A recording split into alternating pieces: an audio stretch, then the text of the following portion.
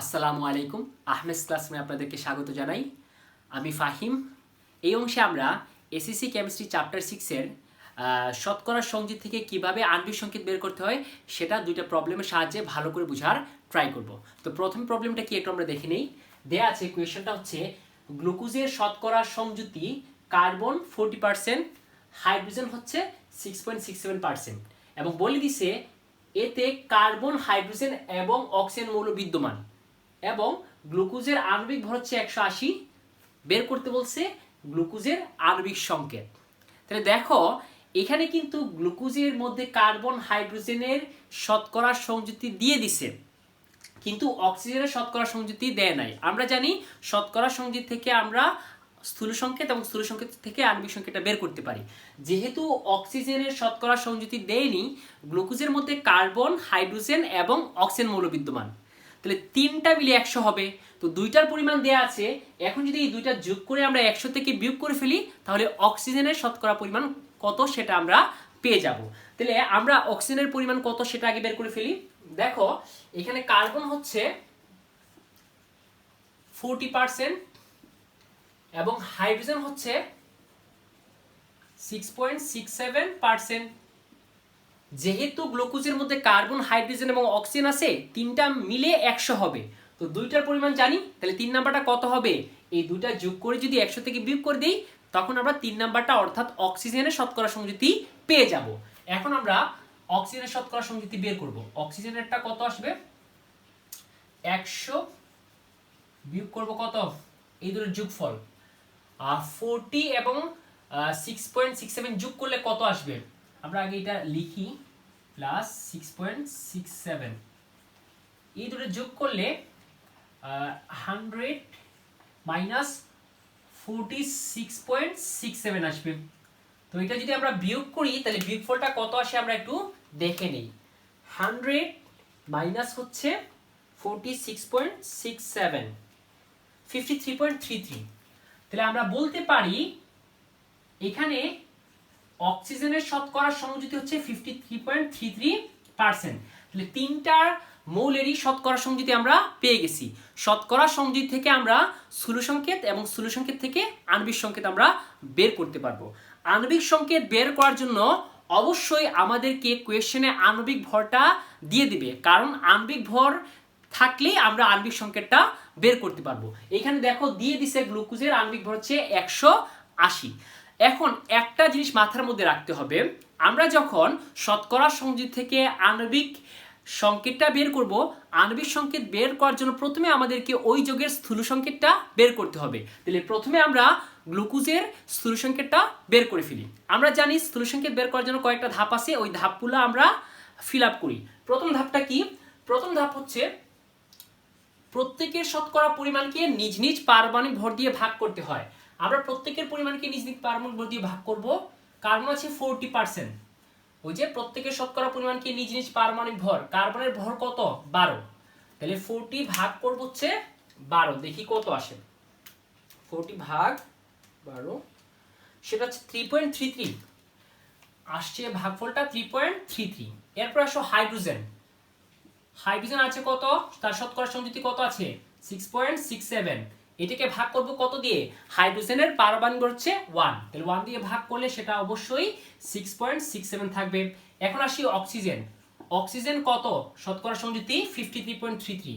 তাহলে এই যে 53.33, এটাকে ভাগ করব অক্সিজেনের পারমাণবিক ভর, সেটা কত? 16। এখন দেখি ভাগফলটা কত আসে। 53.33 ভাগ হচ্ছে 16, সেটা হচ্ছে 3.33। এটা হচ্ছে প্রথম ধাপ। এরপর সেকেন্ড ধাপটা কি? আমাদেরকে দেখতে হবে এই ভাগফলগুলোর মধ্যে ক্ষুদ্রতম ভাগফল কোনটা। অবশ্যই ক্ষুদ্রতম ভাগফল হচ্ছে 3.33। এই 3.33 দিয়ে এই প্রত্যেকটা ভাগফলকে আবার ভাগ করব, এটা হচ্ছে দ্বিতীয় ধাপ। তাহলে আমরা করে ফেলি। প্রথমে কার্বনেরটা করি, 3.33 ক্ষুদ্রতম ভাগফল 3.33 দিয়ে ভাগ করি, সেটা অবশ্যই 1 আসবে। হাইড্রোজেনের ক্ষেত্রে আসি, 6.67, এটাকে ভাগ করব হচ্ছে ক্ষুদ্রতম ভাগফল 3.33 দিয়ে, এটা কত আসে দেখি। 6.67 ভাগ হচ্ছে 3.33, সেটা আসছে 2। এখন অক্সিজেনের ক্ষেত্রে 3.33, ক্ষুদ্রতম ভাগফল 3.33 দিয়ে ভাগ করবো, এটা অবশ্যই 1 আসবে। এখন দেখো 2 নাম্বার ধাপে আবার এই সংখ্যাগুলো কিন্তু পূর্ণ সংখ্যায় আসছে। তো পূর্ণ সংখ্যায় আসলে ওই সংখ্যাগুলাই স্থূল সংকেতে উপস্থিত মৌলগুলোর পরমাণু সংখ্যা। তাহলে আমরা এর স্থূল সংকেতটা লিখে ফেলি। তাহলে লিখব সুতরাং স্থূল সংকেত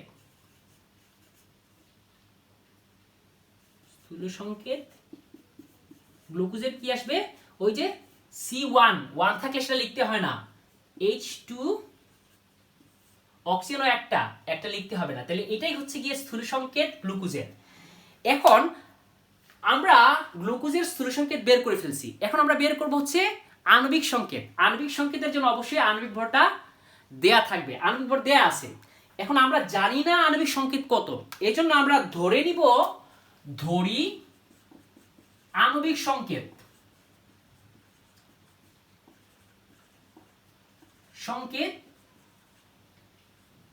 হচ্ছে CH2O ইনটু N। এখন কেন N গুণ করলাম, কারণ স্থূল সংকেতের সাথে একটা ধনাত্মক পূর্ণ সংখ্যা গুণ করার পর আণবিক সংকেত আসবে। তাহলে আমি ওই ধনাত্মক পূর্ণ সংখ্যা কত জানি না, এই জন্য এই যে দেখো ওই আণবিক সংকেতটা আমরা ধরে নিছি ওই যে স্থূল সংকেত দিয়ে তার সাথে কত গুণ করছি, N গুণ করছি। এখন আমরা ওই N এর মানটা বের করেই আণবিক সংকেতটা বের করতে পারবো। তাহলে আমরা বুঝতে পারলাম এইখানে স্থূল সংকেতের সাথে N গুণ করার কারণ হচ্ছে কারণ স্থূল সংকেতের সাথে ধনাত্মক পূর্ণ সংখ্যা গুণ করেই আণবিক সংকেতটা আসে, এই জন্য আমরা এরকম ধরে নিছি।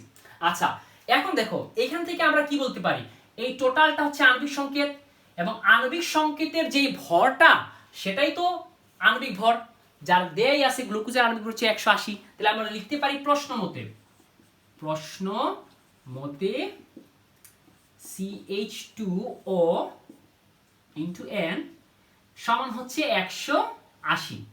এখন আমরা এই যে স্থূল সংকেতের ভরটা কত আসে সেটা আমরা দেখে নেই। এখানে আমরা স্থূল সংকেতের ভরটা বের করি। এখানে যা দেয়া আছে, এখানে কি কি দেয়া আছে, কার্বন কত 12 একটা দেয়া আছে, হাইড্রোজেন যাব প্লাস দিলাম, হাইড্রোজেন কত, হাইড্রোজেনের পারমাণবিক ভর হচ্ছে 1 আছে 2টা, তাহলে 2টার জন্য কত আসবে 2, অক্সিজেন একটা আছে তাহলে কত আসবে 16। আচ্ছা, এখানে আসবে N সমান হচ্ছে 180, 12 2 আর 16 যোগ করলে কত আসবে, অবশ্যই সেটা 30 আসবে। 30 N ইকুয়ালস টু হচ্ছে 180। N এর সাথে 30 গুণ অবস্থায় আছে, ওইদিকে কি হয়ে যাবে, ভাগ হয়ে যাবে। তাহলে আমরা বলতে পারি N ইকুয়ালস টু 100 ডিভাইডেড 30, যার ভ্যালু আসবে 6। তাহলে আমরা N এর মানটা পেয়ে গেছি না। ওই যে আণবিক সংকেত আমরা ধরেছিলাম CH2 ইনটু N, ওই N এর জায়গায় এখন 6 বসাবো। তাহলে লিখবা সুতরাং আণবিক সংকেত কি আসবে, CH2O ইনটু কি N, N এর মান কত 6। তাহলে ওই যে কার্বন এখানে আছে কটা, একটা, 6 কি কত 6, তাহলে এটা হবে C6। এখানে 2টা আছে, 6 দুগুণে কত 12, আর অক্সিজেন আছে কটা একটা, ওই 6 দিয়ে গুণ করলে কত আসবে O6। তাহলে এইটাই হচ্ছে গিয়ে গ্লুকোজের আণবিক সংকেত, যেটা আমরা বের করে ফেলছি। তাহলে একটা জিনিস মাথার মধ্যে রাখতে হবে, আণবিক সংকেত বের করতে হলে অবশ্যই আণবিক ভরটা দেয়া থাকতে হবে, এবং আণবিক সংকেত আমরা যখন বের করব সেক্ষেত্রে প্রথমে আমরা স্থূল সংকেত বের করে নিব, এবং স্থূল সংকেত যেটা আসবে এটার সাথে N গুণ করলে সেটা হচ্ছে আণবিক সংকেত, এবং আণবিক সংকেতের যে ভর সেটা হচ্ছে আণবিক ভর। তো ওই যে N এর মান যা আসবে ওইটা দিয়ে গুণ করলেই সহজে আণবিক ভরটা বের হয়ে যায়। তো আমরা সহজেই শতকরা সংযুতি থেকে কোনো যৌগের আণবিক সংকেত বের করতে পারবো সহজেই। এটাই হচ্ছে শতকরা সংযুতি থেকে কিভাবে গ্লুকোজের আণবিক সংকেত বের করতে হয় তার সহজ সমাধান। আশা রাখি সবাই জিনিসটা বুঝতে পারছো। আমরা আরেকটি যৌগের আণবিক সংকেত বের করি, দেখি কোয়েশ্চনটা কি দেয়া আছে। একটি যৌগের শতকরা সংযুতি হচ্ছে নাইট্রোজেন 36.8% এবং অক্সিজেন 63.2%, এবং দেয়া আছে এর বাষ্প ঘনত্ব 38। যৌগটির আণবিক সংকেত আমাদেরকে বের করতে বলছে। এখন একটা কথা, আণবিক সংকেত বের করতে হলে আণবিক ভরটা দেয়া লাগে, কিন্তু এইখানে আণবিক ভর না দিয়ে দিছি কি বাষ্প ঘনত্ব। তাহলে বুঝতে হবে বাষ্প ঘনত্বের সাথে অবশ্যই আণবিক ভরের একটা সম্পর্ক আছে। তো সম্পর্কটা কি? সম্পর্কটা হচ্ছে যে কোনো গ্যাসের আণবিক ভর তার বাষ্প ঘনত্বের দ্বিগুণ। তাহলে সহজ বাংলায় আমরা এটা বলতে পারি, যদি বাষ্প ঘনত্ব দেয়া থাকে ওই বাষ্প ঘনত্বকে 2 দিয়ে গুণ করলে ওই যৌগের আণবিক ভর পাওয়া যাবে। তাহলে সহজ হয়ে গেল একদম। তাহলে আমরা এই জিনিসটা মাথার মধ্যে রাখবো যে কোনো গ্যাসের আণবিক ভর তার বাষ্প ঘনত্বের দ্বিগুণ। তাহলে আমরা ক্যালকুলেশন শুরু করি। এখানে নাইট্রোজেন এবং অক্সিজেনের শতকরা পরিমাণ দেয়া আছে। যৌগটির মধ্যে অন্য কোনো মৌল আছে কিনা সেটা জানার জন্য আমি বলছি যেই মৌলগুলো শতকরা সংযোগ দেয়া থাকবে ওইগুলো যোগ করে দেখতে হবে 100 হয় কিনা। যদি 100 হয়ে যায় সেক্ষেত্রে বুঝতে হবে এখানে অন্য কোনো মৌল নাই, আর যদি না হয় সেক্ষেত্রে অন্য মৌল আছে। এখানে নাইট্রোজেন 36.8%, অক্সিজেন হচ্ছে 63.2%, দুটো যোগ করলে অবশ্যই 100 হবে। তার মানে এই যৌগের মধ্যে অন্য কোনো মৌল বিদ্যমান নেই। আমি এখন আণবিক সংকেত বের করার প্রসেসটা শুরু করি। আমরা জানি আণবিক সংকেত বের করতে হলে প্রথমে আমাদেরকে স্থূল সংকেত বের করতে হয়। স্থূল সংকেত বের করার জন্য কয়েকটা ধাপ আছে, ধাপগুলো আমরা স্টেপ বাই স্টেপ করতে থাকি। প্রথম ধাপটা কি? প্রথম ধাপ হচ্ছে প্রত্যেকের শতকরা পরিমাণকে আমরা নিজ নিজ পারমাণবিক ভর দিয়ে ভাগ করব। নাইট্রোজেনের শতকরা সংযুতি কত দেয়া আছে?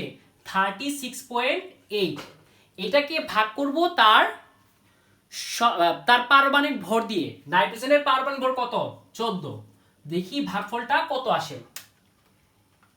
36.8 ভাগ হচ্ছে 14, সেটা আসছে 2.63। অক্সিজেনের ক্ষেত্রে অক্সিজেনের শতকরা সংযুতি কত দেয়া আছে? 63.2। ভাগ করতে হবে তার পারমাণবিক ভর দিয়ে। অক্সিজেনের পারমাণবিক ভর কত? 16।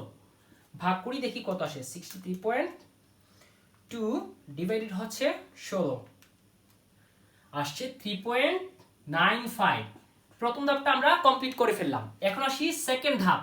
সেকেন্ড ধাপ হচ্ছে এই ভাগফলগুলোর মধ্যে যে ক্ষুদ্রতম ভাগফল আসবে ওইটা দিয়ে এই ভাগফলগুলোকে আবার ভাগ করতে হবে। তো ক্ষুদ্রতম কোনটা? 2.63। 2.63 দিয়ে এই দুটাকে এখন আমরা ভাগ করব। নাইট্রোজেন কত আসবে? 2.63 ভাগ হচ্ছে গিয়ে 2.63, তো এটা অবশ্যই 1 আসবে। অক্সিজেনের ক্ষেত্রে 3.95 ভাগ হচ্ছে গিয়ে 2.63, ভাগ করে দেখি কত আসে। ভাগ হচ্ছে 2.63, সেটা আসছে 1.5। এখন একটা কথা, এই দ্বিতীয় ধাপে ভগ্নাংশ চলে আসছে, পয়েন্ট আকারের মান চলে আসছে। তো আমরা জানি পরমাণু কখনোই ভগ্নাংশ আকারে থাকে না, অবশ্যই সেটা ধনাত্মক পূর্ণ সংখ্যা হয়। তার মানে এই যে ভগ্নাংশটাকে পূর্ণ সংখ্যায় নিয়ে যাওয়ার জন্য প্রথমে আমরা 2 দিয়ে গুণ করব, 2 দিয়ে না হলে 3, 3 দিয়ে না হলে 4 দিয়ে গুণ করব। এরকম পূর্ণ সংখ্যায় নিয়ে যাওয়ার জন্য যেই সংখ্যা দিয়ে গুণ করা প্রয়োজন ওই সংখ্যা দিয়ে গুণ করে আমরা ধনাত্মক পূর্ণ সংখ্যায় নিয়ে দিব। এখন আমরা এই যে ভগ্নাংশের মানটা আসছে এটাকে পূর্ণ সংখ্যায় নিয়ে যাওয়ার জন্য 3 নাম্বার ধাপটা করি, যেখানে আমরা পূর্ণ সংখ্যা দিয়ে গুণ করি। অবশ্যই আমরা এগুলোকে প্রথমে 2 দিয়ে গুণ করব। তো 2 দিয়ে গুণ করে দেখি কত আসে। নাইট্রোজেন 1 ইনটু 2, দুটাকেই গুণ করতে হবে, এটা আসছে 2। অক্সিজেন কত আসছে? 1.5 ইনটু 2, 1.5 ইনটু 2 করলে 3 আসবে। তাহলে দেখো এখানে কিন্তু আমার পূর্ণ সংখ্যা চলে আসছে। তার মানে আমরা পেয়ে গেছি স্থূল সংকেতে উপস্থিত মৌলসমূহের সংখ্যা কত। তাইলে দেখো আমরা সহজেই কিন্তু এর স্থূল সংকেত এখন লিখে নিতে পারি। সুতরাং স্থূল সংকেত প্রথমে কি আসবে? নাইট্রোজেন কয়টা? 2টা। অক্সিজেন কয়টা? 3টা। তাহলে আমরা যৌগটির স্থূল সংকেত পেয়ে গেছি। এখন আমরা আণবিক সংকেত বের করব। আণবিক সংকেত বের করতে হলে আমরা ধরে নিই আণবিক সংকেতটা কি? ধরি আণবিক সংকেত হবে N2O3 ইনটু N। ওই যে ধনাত্মক পূর্ণ সংখ্যা দিয়ে গুণ করলে, স্থূল সংকেতকে ধনাত্মক পূর্ণ সংখ্যা দিয়ে গুণ করলে সেটাই হবে আণবিক সংকেত। এবং আণবিক সংকেত বের করতে হলে আণবিক ভরটা লাগবে। বাষ্প ঘনত্ব দেয়া আছে, তো বাষ্প ঘনত্ব থেকে আমরা আণবিক ভরটা বের করতে পারি। বাষ্প ঘনত্বকে ডি দিয়ে প্রকাশ করা হয়, সেটা হচ্ছে 38। আর আণবিক ভরকে m দিয়ে প্রকাশ করা হয়। তো 2 দিয়ে গুণ করব বাষ্প ঘনত্বকে, তাহলে 38 × 2 করলে কত আসে? এটা হচ্ছে গিয়ে 76। আচ্ছা, এটাই তো ধরে নিছি যৌগটির আণবিক সংকেত। তো আণবিক সংকেতের ভরই তো আণবিক ভর, তাহলে আমরা লিখতে পারি প্রশ্ন মতে M2O3 × N ইকুয়ালস টু কত আসবে? 76। এখন এখানে আমরা এই যে স্থূল সংকেতের ভরটা বের করে ফেলি। নাইট্রোজেন কত? 14 × 2, তাহলে 14 গুণে কত? 28 প্লাস অক্সিজেন কত? 16, 3টা 3 16 কত হয়? 48, তাহলে এখানে দিব 48। আচ্ছা, ইনটু n ইকুয়ালস টু 76। আচ্ছা দেখি তো, 28 প্লাস 48 সেটা আসছে 76, তাহলে এখানে আসবে কত? 76 n ইকুয়ালস টু 76। এটা গুণ ওইগুলো ভাগ হয়ে যাবে, তাহলে n এর মান কত আসবে? 76 ডিভাইডেড 76 ইকুয়ালস টু 1। তাহলে সুতরাং আমরা বলতে পারি আণবিক সংকেত যৌগটির কি হবে? সেটা ওই যে N2O3 ইনটু কত? 1, তাহলে 1 দিয়ে গুণ করলে যা আছে তাই থাকবে। তাহলে এই যৌগটির স্থূল সংকেত যা, আণবিক সংকেত তা। এখন একটা জিনিস আমি বলে দেই, কখন স্থূল সংকেত এবং আণবিক সংকেত সমান হয়। এই যে n যে বের হইছে, n এর মান যদি 1 হয়, সব সময় ওই সকল যৌগের ক্ষেত্রে স্থূল সংকেত এবং আণবিক সংকেত 1 হয়। তাহলে আমরা সহজেই এই যৌগের আণবিক সংকেতটা বের করে ফেললাম। এরকম প্রত্যেকটা যৌগের আণবিক সংকেত, স্থূল সংকেত সহজেই ক্যালকুলেশন করে বের করা যায়। আশা রাখি এই জিনিসগুলো তোমরা সহজেই বুঝতে পারছো।